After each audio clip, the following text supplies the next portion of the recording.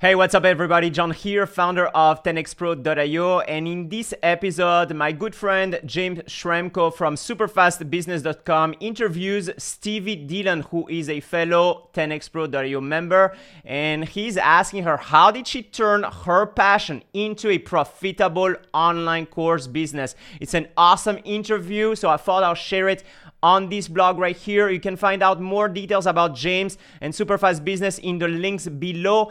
Check out superfastbusiness.com. It's awesome. Enjoy this video. Enjoy this interview. There's a lot of really cool tips and tricks that you can learn to build a profitable online business by creating your own online course. All right, so let's get started.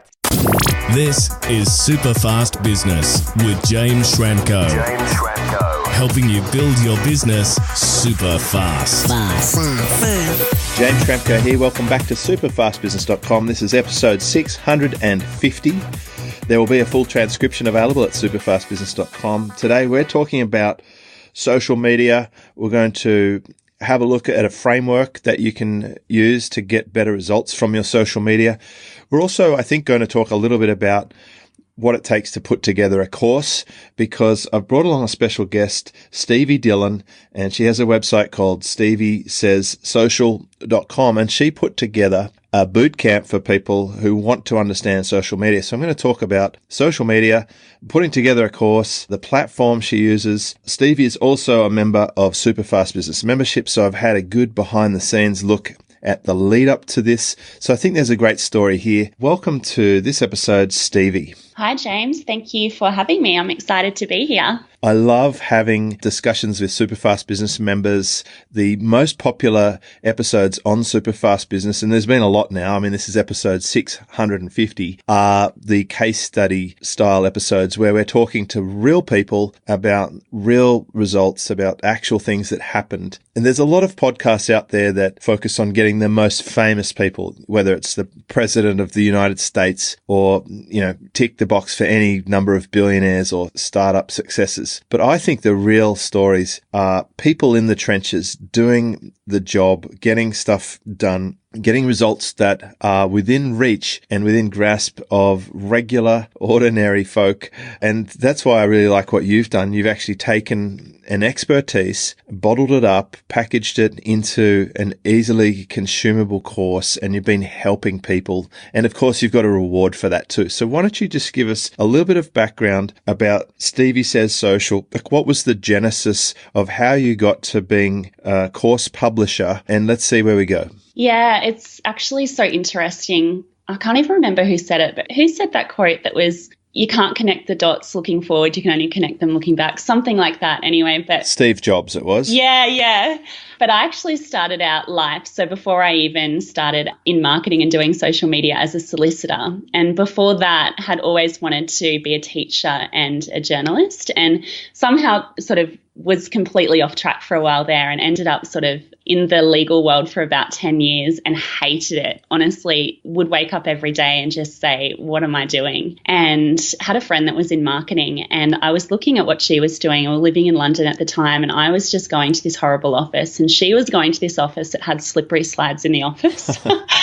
And I was like, you know what, I want to do that. And so when I got back to Australia, I went right down the rabbit hole of just learning everything I could about social media. And I started off writing these epic 3,000 word blog posts every weekend. So I'd spend my Saturdays doing it and my Sundays editing it. And from there, kind of had learned enough to kind of get into marketing and got my first marketing role and worked in marketing for about 5 or 6 years and just kept kind of the blog up, kept doing kind of all of the learning things around social media.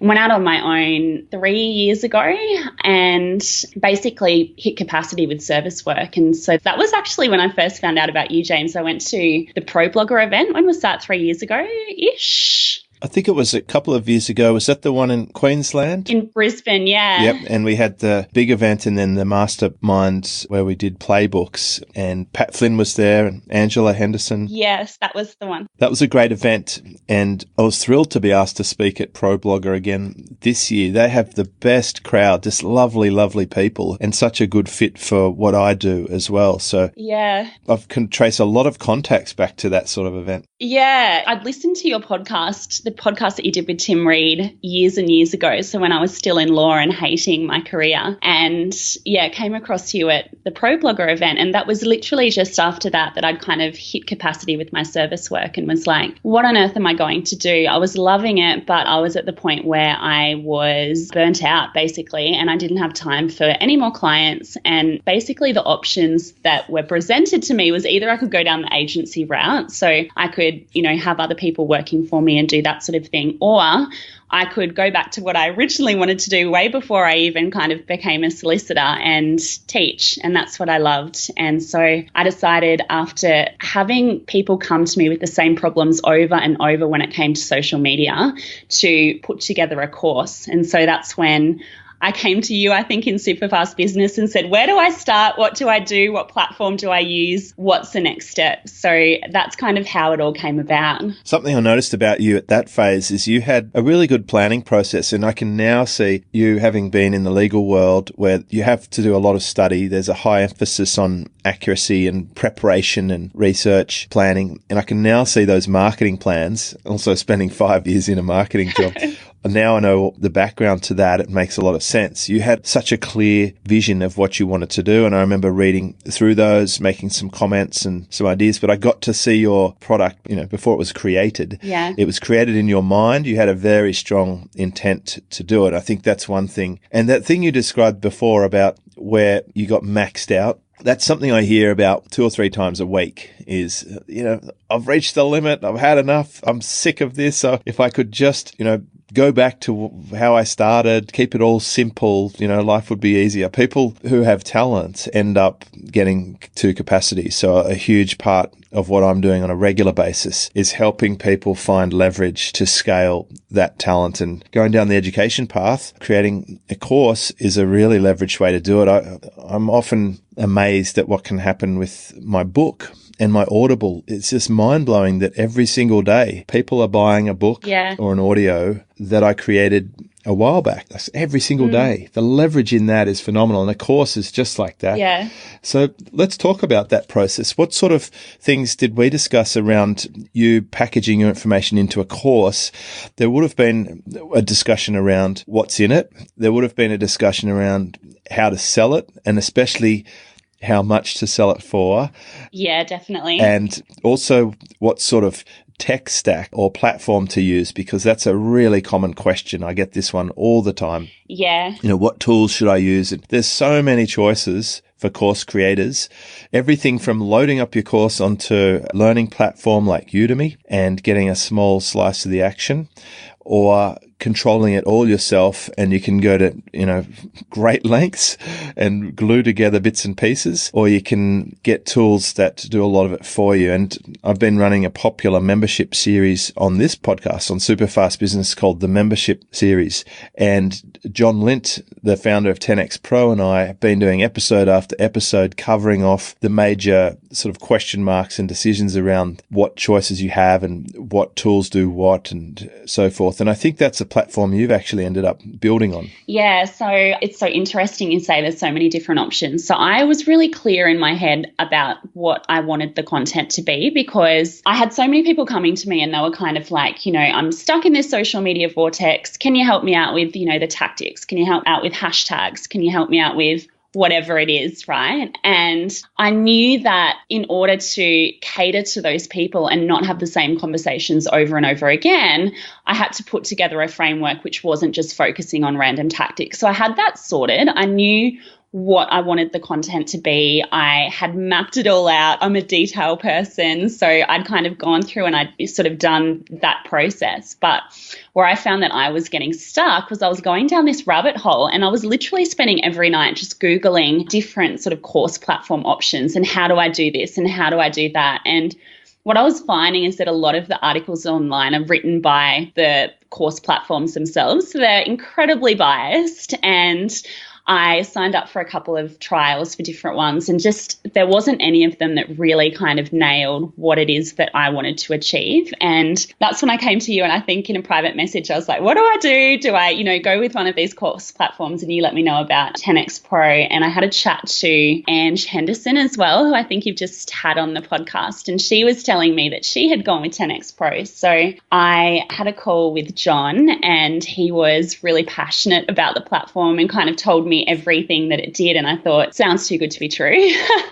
So I signed up for a free trial, and it was just easy. I'm a big design person, so I really care about brand and how everything kind of looks within the platform. So that was important to me. And what I really liked about the platform is that it was completely customizable. So I could take everything that I'd put together, all of the content, and it's a big course. It's an 8-module course, and I could put it in there really simply, have it look beautiful, and then from there actually launch and sell it as well, because that's a whole other beast. You spend all this time putting the content together, and then you've actually got to sell the thing. And there's so many kind of tech things involved in that. And honestly, if I didn't have 10X Pro, I would have been spending, up till 2 or 3 o'clock in the morning trying to work out how to piece things together. And it's just not where I wanted to be spending my time. How passionate is John Lint? He's so passionate. I love it. I surf with him. He comes to the Maldives, and so did Angela. No doubt that's where they've spent some time together talking about how she's going to solve her membership challenges. And he is just so passionate, especially when it comes to catching the waves. That's what I like about him. It's why I support his platform, because the people using it get results. And that is what it's all about. And I will say this. You have the most beautiful website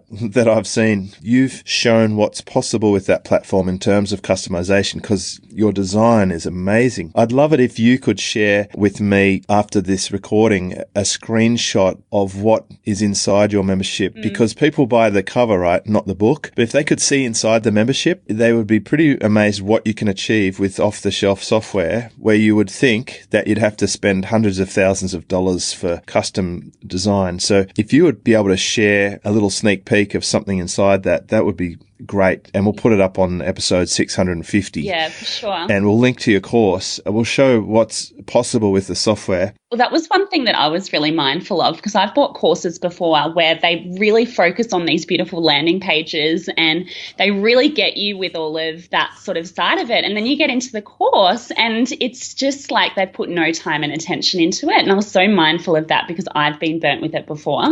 There are some beautiful platforms. It's been a constant challenge for my own membership. Mine is very forum based, and I've paid for a custom template to get my style guide done, all the exact colors down to the hexagonal numbers they use. And at least it all matches, but it's still not as beautiful as I want it to be. And my challenge is I've got a lot of legacy posts. There's literally over 100,000 posts there, and there's a lot of content. I'm talking probably 1,000 videos. Yeah. And, for me, it's not quite as simple as a course, but I can tell you with my wife's business and in partnership with John, him and I are making a course. They'll go into 10X Pro, and I'm really looking forward to the hassle-free process of that, because there's no way someone starting out is going to be building on the platform that I use. Just for my hosting alone is pretty much $1,000 a month. Yeah. To have it up on Amazon S3 and to support that. So I think you've got a really good platform there. Let's talk about the course framework. And just before we do that, I just wanted to a bias question here. Was it helpful at that pivot point to be able to just ask me questions here and there inside the membership? Yeah, totally. So the thing for me is that I have no one around me that understands online business. So most of my friends are still working in corporate. My family doesn't understand. I have some business friends, but they're not necessarily in online business. So what I found before is that I was asking people that had no idea and chewing their ear off and saying, pricing is a perfect example. What do I do with this? How should I price it? And they're like, I have no idea, Stevie. I'm not the one to help you. And I think probably the most useful thing when it comes to super fast business for me is when I'm stuck with that, and it's not all the time, but, every couple of weeks I'm like, I'm really stuck on this, and I know that there's somebody that can actually answer it, that knows what they're talking about. Yes, exactly. Well, you're so right. We don't have people around us who know what we do. I remember going to a business function with my dad, and he had to introduce his guest, and he stood up and he said, "This is James. He's my son. I don't know what he does, but it's got something to do with the internet, and evidently he does okay with it." It's like if your own parents don't know what you do, So true, though. you know, what chance do we have? I know. My partner's the same. I asked him what I did, and he said, I think it's something to do with Lemonars, and I think, you know, influencers, and he meant influencers. And I was like, well, at least you listen. Oh, that's funny because, you know, up until recently, people didn't really know what a Twitter or a Facebook was. And, Yeah. you know, when I started out, 2005, end of 2005, 2006, it was very strange, all this stuff. I mean, I've had my group before Facebook groups, and it's like the veil, the curtain of awareness is lifting over time, and it's now become normalized, but we're still not even close. Like the sort of things guests are talking about on the shows now, like AI in particular, this is going to sweep the world. Like in 5 years from now, there will be significant changes from where we're at now, and especially in 10 years. I think in 10 years, one of the guests said that the majority of courses that people are studying today at university, like their industry won't even exist. Yeah, but it was the same 10 years ago. Like I remember when I wanted to study journalism, and I actually remember some of the modules that I did in journalism were so completely irrelevant to anything now. Like Facebook didn't exist, Instagram didn't exist. We were barely using computers, which shows my age, but it just goes to show. Did fake news exist? What's that? Fake news, was that one of the modules? It did not. Russian bots? Yeah. Yeah, like it is changing. So really interesting. So you've got to pick a platform that you can work with that's customizable enough to make it your own without having all the hassle and annoyance and cost of bolting together bits and pieces, which is kind of how I had to approach it because there wasn't the same stuff back then. Yeah. And, you know, I sit side by side with John for a week in the Maldives, and he replicates all the good things that I've been able to develop and innovate, and he puts them all into his platform. So everyone's winning after that. That's what I love about it as well. Like I have gone to John a few times. He's probably completely sick of me. I'm joking, but no, he loves you. Yeah. He's one of the people who said, you know, it'd be really good if you chat to Stevie about what she's done with her course because it's best practice. Oh, that's really great to hear. But yeah. I guess probably what I was going to say was there's so many things that I've gone in and I've said to John, you know, it would be great if we could have this feature or we could have that feature. And he's been so open to if other members want it as well. And it's not just, you know, something that I want, changing things as well. And that was a frustration I had with other course platforms. I'd find something that was a block and it obviously wouldn't change and it wouldn't be the right platform for me. I've had situations in the past where I went to my cart provider and I've said, could we do this? And he said, yep, if you pay for the development, we'll schedule it and we can do it next year, you know, for $40,000. John is like the very opposite of that. He just builds it. Yeah, totally. He's got these full-time developers. So let's talk about social media for a second. I suppose we should cover that too. I'd like to know what sort of situation are people in at the point where they come to you for help? Like what sort of mistakes or challenges are they having at that point? You know, pre-Stevie, what does the prospect look like for you? I work with a lot of small businesses. And so what I find is that most small businesses know that they should be on social media. They've been told that they should be on social media. And so what they do is they'll generally open a Facebook account, they'll open an Instagram account, they'll start posting about, you know, their sale next week or whatever, and then they'll wonder why they're not getting traction and they'll say that social media doesn't work. So at its kind of most extreme, they're the sorts of people that I'm sort of working with and had previously been working with a lot in a service capacity. And it was just the same things over and over. People would come to me and they'd say, my social media isn't working because my hashtag strategy isn't right or whatever. And so basically they were super tactical. Really, really obsessed on the tactics. Very tactical, but the whole strategy's flawed. Yeah, or just didn't have one of a number of different points, right? And this is kind of the framework for the course, but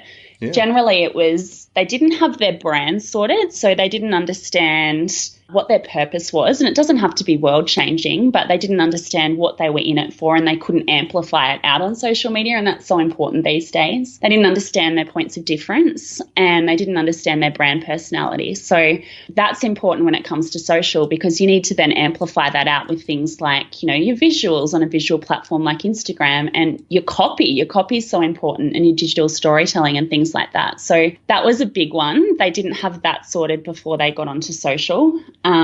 The second thing was social media and content. And this is where most people got focused. So they'd start posting, and I call it the social media vortex, because people just go around and around, and they're spending, no joke, 3 or 4 hours engaging and doing these things that the social media experts tell you to do, but they don't have the basics right. They don't understand how the algorithm works. They don't understand the importance of having content, pillar content, really good quality content that works alongside your socials. So that's kind of the brand and the fluffy side, I guess, but it's really, really important. And then the other two things that potentially they didn't have right was a sales funnel, so a process for actually selling from social media, and then finally traffic. So they were posting over and over and over on Facebook or Instagram or whatever, but they didn't actually proactively get off their own social media accounts to go and get people within their target audience and pull them back into their audience. So they were sort of the 4 things, and it was, some people didn't have any of it right, some didn't have one right, some didn't have a couple, but that's where they were falling down. And that was kind of the idea for the framework for the course.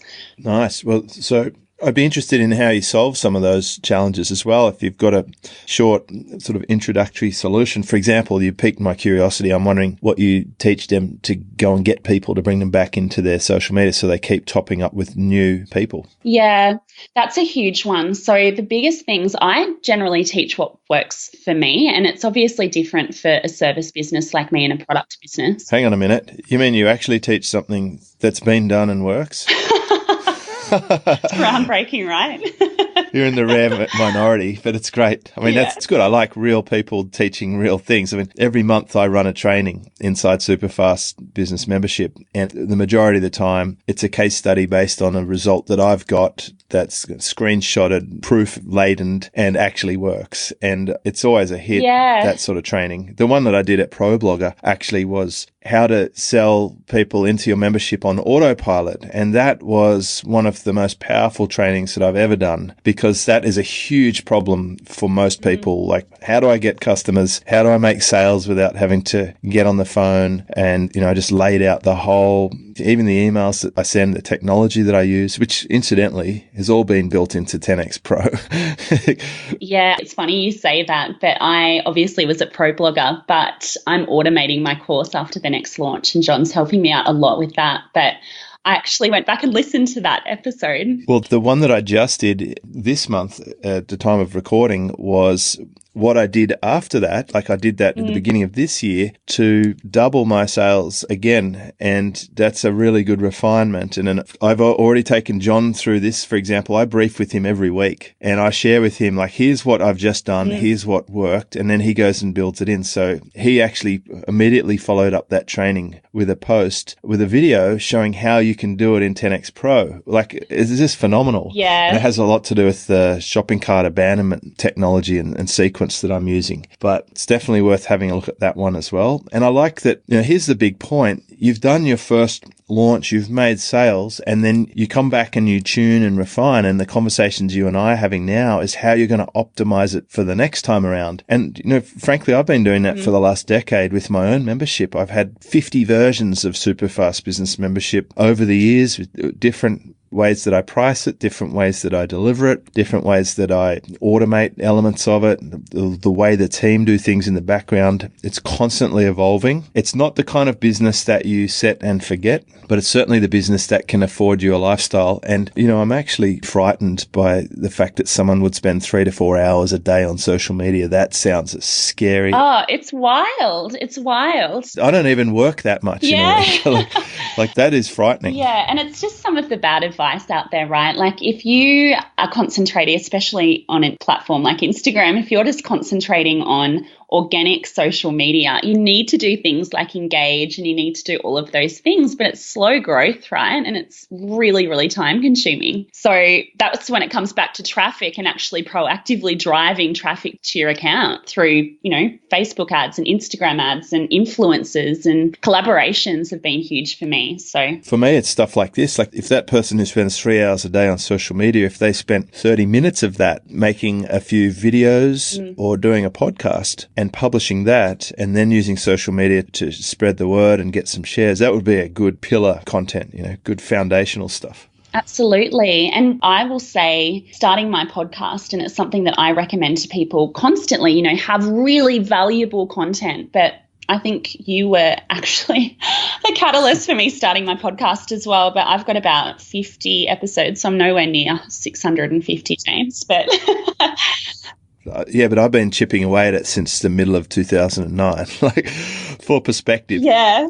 But it's the best thing I've ever done for my business. Like, it's built an audience. It's allowed me to change my business model to go from service to actually selling a course. And if I didn't have that audience there over, the year and a half that I've been doing it, there's no way that I would have been able to sell my first course the way that I have. It's so valuable, even though it's not one of those things where, it's a sales funnel with a direct ROI. I can definitely do all of that stuff. But I just think building a brand through something like a podcast, honestly, it's been life-changing for me. Definitely for me, it's my prime thing, and I've had different podcasts. The one with Tim, Freedom Ocean, was the first proper podcast we set up, and then I retro podcast the audio episodes that I'd already collected. That's how I've extended the timeline on how long I've been podcasting.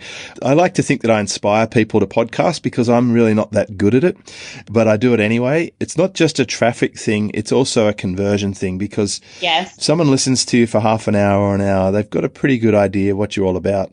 And we can hear in the tonality, we can judge someone over a long period of time. I mean, I do have a body of work now that will consistently prove what I'm about over and over again. And as I said before, the case studies alone, if you just listened to only the case studies of people who have been inside Superfast Business Membership or Silver Circle and got results, you would have enough proof to feel like it was a low risk choice to try it out. Yeah. That's really how it works for me. Yeah. I feel like it's kind of a situation where people used to, interview you, or they would pick up the phone and see whether you're the right person. And this definitely happened for me with the service-based stuff with my podcast. I was competing on price to begin with. And so people were coming to me and price shopping. And there's so many social media people that will work for peanut. And starting the podcast, what it meant for me is people could see that I knew what I was talking about. They could see whether I'm somebody that they liked as a person and they wanted to work with. And so I was moving from having these phone conversations that went for a really long time talking about, whether I could discount, to literally people saying, okay, I want to work with you, what's the cost? And it was no issue. Nice. I mean, that's the sort of conversation I have at the top end, where it's often they're familiar with me, they know some of my customers, and it's not a question of, it's not even price. Some people don't even know the price when we're chatting, and it's not important because they just want to do that work. Yeah. I am curious, do you still do consulting and service-based stuff as well as the course?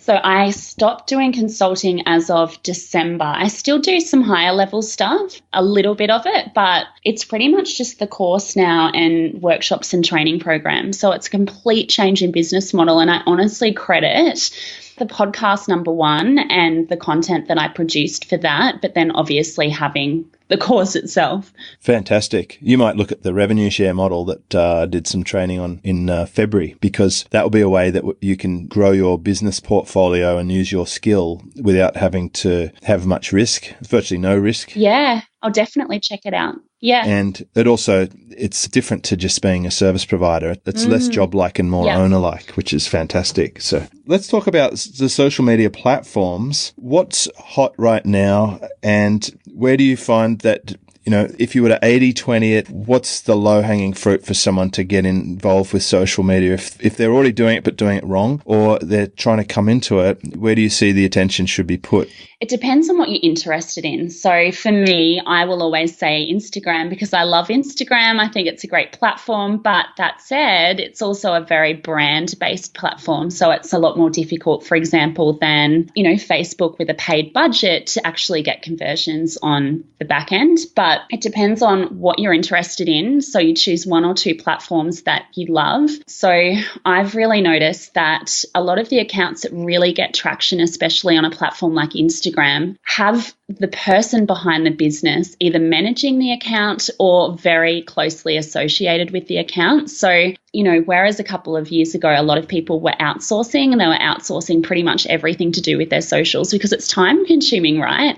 I actually think that the fact that it's really kind of human to human these days. People want to hear about the behind the scenes. They want you to show your face. So any post that I put up that actually has me in it performs 3 times better than any other post on my social media accounts, which is quite annoying because I hate actually doing it, but it's what people want to see. So I think there's really a lot of benefit in, even if you can't be the one, producing all of the content, I think that you really need to have a hand in the management and the running, especially on a platform like Instagram on your own account. Where does it go between business and personal brand? Are you running both or just one? Because I noticed you've kind of got a mashup with Stevie Says Social. It's a little bit of both. Yeah, it's both. And I think that's what works. So you've just got to be really careful. Like, you can't obviously promote over and over, but I think that whether you're a personal brand or not, it works, is a split of value content. So providing value and thinking about what your ideal audience wants, not necessarily right when they need you, but also maybe a couple of steps before. Then connection content. So really getting people to connect with you through things like telling stories, behind the scenes, really expressing your brand personality, and then a little bit of promotion, because if all you're doing is promoting the whole time, then you're not going to get the engagement. And engagement ultimately is the lifeblood of your social media accounts. And if you don't have it, you're not going to get seen regardless of how many followers or whatever, you have in terms of people connected to your account. So you've really got to focus on that value content, whether you're a personal brand or you're not a personal brand. So educating, entertaining, whatever it is that works for your brand, connection, and a little bit of promotion. So for a service business, I'd say 75% value and connection, 25% promotion. And for a product business, because you need to be showcasing your products more, you still need to add value and sell the lifestyle. That's the key with a product business, but about 75% valuable promotional content and 25% connection content. Yeah, that's interesting. I noticed that I get about 4 times more profile bio views on my personal account versus our company account. Yeah, it's interesting. Profile visits is probably where people are clicking through to the site as well. So interesting. It's been a tough one to decide because I've got sort of a corporate set of accounts and personal. But the one thing that it has to be in your own name is the LinkedIn stuff. Yeah. The business stuff does nothing there. No. Even though it's a businessy platform. And I've also been quite surprised by how responsive people are to videos there. And I suspect it's because it's so much more boring than Instagram. It is a dry platform. It's a dry platform. You go dropping a video there, that's a great distraction. Video with captions. Yeah. Great distraction in your little office corner there. Yeah, yeah. And anything I post about team or pay plans, those sort of things go wild because that's very in with that audience. Yeah. LinkedIn is a good one these days because I think previously with LinkedIn, there was really that perception that professional meant being boring and not showing your brand personality. And I think that's changing a little bit. People are realizing that you can be professional but still have personality. And I think that content piece on LinkedIn is absolute gold. So my articles do really, really well on LinkedIn. And the organic reach, if you compare it to Facebook, if you put something up, your engagement will pretty much disappear within 24 hours. On LinkedIn, you could still have engagement 2 weeks later, which I think is really powerful. And someone engaging with a post on LinkedIn really amplifies it out to their followers. So a great strategy actually for a service-based business on LinkedIn is to connect with other similar but non-competing businesses. So I always used to say for my real estate clients, connect with every other mortgage broker out there on LinkedIn and put really valuable content up, because that mortgage broker will like that content.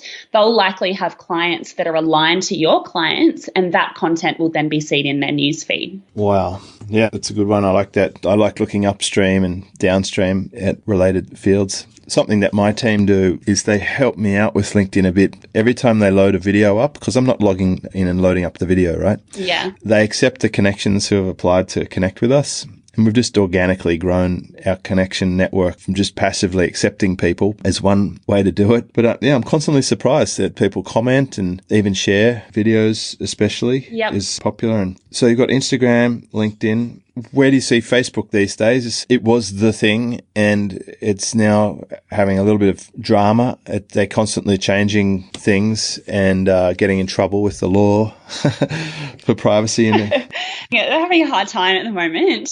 And they're losing the younger people. Yeah. They're not interested in Facebook anymore. I can see that demographic's declining. Yeah. So what's the deal with Facebook? Look, I think with Facebook organically, people are saying organic content is dead. I think it's dying. I still have really good organic engagement on Facebook. The secret to organic engagement on Facebook is comments. So you need to be getting people interacting with your posts. So people always say on Facebook, you need an image or you need a video. You don't actually need that if you're still going to get engagement. So one thing that's working really well, and Woolies are actually doing this really well at the moment. And for our overseas listeners, that's Woolworths, a supermarket chain. Yeah. But they're doing a really good job of just single kind of text-only posts, and they'll ask a question, right? So, I can't think of one specifically related to them, but one that I put up on my social media accounts a couple of days ago was, what's the best piece of social media advice that you've ever received? And it's two-pronged, because people are, replying because they want to share their own advice. People are going through and they're interested what the other advice is. They're interacting and commenting with each other, and it's getting that engagement that's going to naturally, push it out. And I think that sort of content paired with obviously a paid strategy on Facebook and Instagram is the ultimate traffic driver. There's other ones as well, but yeah. Those sort of questions, I mean, as a consumer, they drive me mental, because I think what a profound waste of time. Although the one you posted, there is actually a sensible answer. It's like the other ones that I've seen are like, would you prefer an apple or banana? Or, what's your superhero name? And all these sort of things. I don't like those for the sake of engagement type posts. And so I guess we haven't really done those. But then I have to remember that people are on Facebook to tool around and waste time, aren't they? Yeah, and the reason why it works is Queensland Police Service is another one as well, but they use that content because if they have an element of content that gets engaged with, what it will do is it will lift up the content of the other posts, so the reach of the other posts. So basically, for example, Queensland Police Service might put something funny up that says Justin Bieber's playing at Suncorp Stadium this week, it's a crime to music, and it will get 10,000 likes or whatever it is. But what it does is then when they're next posting about a crime that's happened in the area and they're looking for people, that potentially can give them some information on it, whatever it is, that organic post will have more reach as a result of the more kind of, engagement focused posts. Well, the episode before this one, 649, was lessons from building a 985,000 subscriber Facebook page. So there's still some gold in them there hills. But yeah, you've given some practical suggestions there on how to increase that. I'm going to make sure my team listen to this, and maybe you'll see some of those posts on our Superfast Business page, which is getting close to 11,000 subscribers. But it does seem to very slowly rise. It's been 10,000 and something for years. Yeah, and if you're just sort of doing the organic stuff, that's what's going to that's why it's so important to have things like collaborations. Influencers, obviously, on Instagram is massive if you've got someone that's got, genuine influence in their space, and competitions work as well, as long as you're doing it, in a way that's really targeted towards actually attracting your ideal client, and ads, of course. When we do run ads, we get a huge return on investment because we've built up that base and we have a lot of videos. Since about a year ago, I think I've made at least 280 videos. Impressive. So, there's a lot of videos out there people are watching and getting tagged for, so we can reach them easily. So when we spend $5,000 on ads, we make over $100,000 in sales. Yeah, and that's the thing. I think that's why it's so important. And this is the thing that I think is the piece missing for a lot of small business owners, not understanding that you actually need to really concentrate on quality content, whether it's video, whatever it is. Video is great because you can retarget, obviously. I think Facebook wants videos. They want live, right? That seems to be what they really reward. But people are watching videos. They want engagement. So anything that attracts engagement. So live attracts 6 times more engagement than other types of content. So they love live. Video, they want if it creates engagement. So that's the difference, I think. They used to just want more people on the platform for more time. And so that was why they loved video. Video was amazing, but it's changed since this whole kind of Cambridge Analytica. They very much want the meaningful interactions. So they want video if it's going to get the meaningful interactions and if it's what your audience is interested in. Yeah, I think we're going to have to update our formula and innovate there for sure. And Pinterest, that works really well for some markets, doesn't it? Yeah, Pinterest is an interesting one because it's very much a traffic driver. it's a very US-centric market. So there's a lot of Australian businesses that I wouldn't necessarily recommend kind of get into it. Is it like female demographic, handbag, visual sort of stuff, or is it, is that the market? Yeah.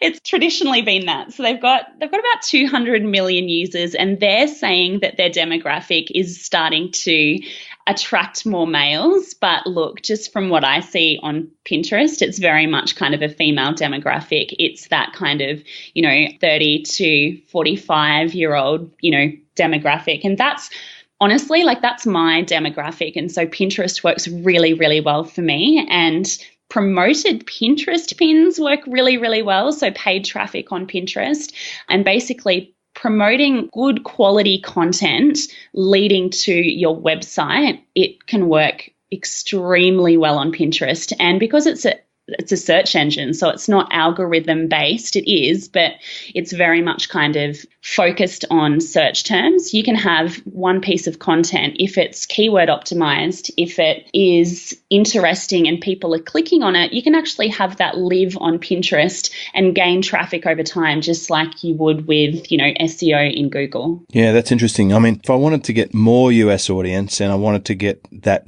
age group and females, would it be worth trying more Pinterest? It's a no-brainer. Yeah, absolutely. That's something that I'm really focusing on. So my audience is really that audience, and I'm looking to obviously have more of an audience from the US in terms of my course. So my biggest focus at the moment in terms of that audience is Instagram, Facebook ads, and Pinterest.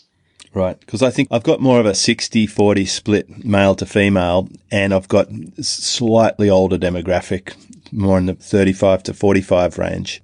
So it just seems to play out everywhere. Even my events, it's almost a 60-40 split, male to female. I did a survey recently, I asked my members what they would change. One person said, it's all blokes, and I'm like, really? It's almost half ladies, but whatever. It's a perception, yeah. It is a perception. Certainly I've been in all blokes environments, and it's very different than our community. I mean, here you are. Yeah. And there's lots of other ladies in there, from Angela Henderson through. But I think Pinterest is something that I'll take from this. I do feel like the podcast is a treasure because I get to get great intel from experts like you. You've just been so generous with your information. We've talked about different platforms, a few tips on how to maximize them. You've really shared tips for each of the platforms. You've talked about how you put together your course. What's the next version of your course called, just so we can look it up? So it's called Hashtags Aren't the Answer. Nice. Because I'm sick of people focusing on it. And yeah, so it's literally actually moving from a course into a membership for the next launch. So that's really exciting. Very clever. All right, Stevie. Well, thank you so much for coming in and sharing. This is episode 650. There'll be a full transcription if you want to go and get that. Have a look at superfastbusiness.com and check out steviesayssocial.com if you like what Stevie's talking about. Plenty of information there. And of course, follow Stevie on social media because you do have a beautiful Instagram account, I must say. Very nice pictures all the time. Oh, thank you. Thanks so much for being a guest. Thanks, James. Discover how to build your business super fast. Check out superfastbusiness.com.